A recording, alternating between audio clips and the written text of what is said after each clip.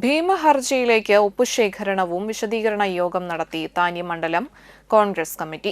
Peringottukara police station, Vadakkumuri village office എന്നിവ യാഥാർത്ഥ്യമാക്കുക എന്നാവശ്യപ്പെട്ട് മുഖ്യമന്ത്രി, ആഭ്യന്തരമന്ത്രി, റവന്യൂ മന്ത്രി എന്നിവർക്ക് സമർപ്പിക്കുന്ന ഭീമഹർജിയിലേക്ക് ഇന്ത്യൻ നാഷണൽ കോൺഗ്രസ് താന്യം മണ്ഡലം കമ്മിറ്റിയുടെ നേതൃത്വത്തിൽ ഒപ്പുശേഖരണവും വിശദീകരണ യോഗവും പെരിങ്ങോട്ടുകര മൂന്നുംകൂടിയ സെന്ററിൽ നടത്തി.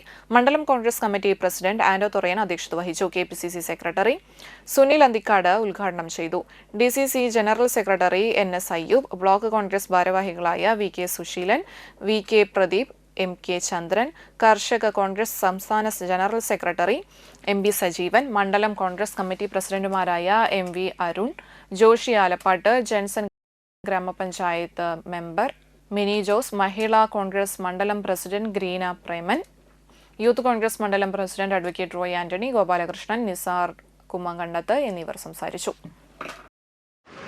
മനക്കൊടി മുതൽ ഇവിടെ പഴുവിൽ വരെ ഈ പ്രദേശം, ആലപ്പാട് ഉൾപ്പെടെയുള്ള മുഴുവൻ പ്രദേശങ്ങൾ, ഉൾപ്പെടെയുള്ള പ്രദേശങ്ങളൊക്കെ പ്രവർത്തന പരിധിയായിട്ടുള്ള ഈ അന്തിക്കാട് പോലീസ് സ്റ്റേഷൻ വിഭജിച്ചുകൊണ്ട് പെരിങ്ങോട്ടുകരയിൽ ഒരു പോലീസ് സ്റ്റേഷൻ അനുവദിക്കണം എന്നുള്ളത് ഈ പ്രദേശത്തുള്ള മുഴുവൻ ആളുകളുടെയും ഒരു ചിരകാല സ്വപ്നമാണ്.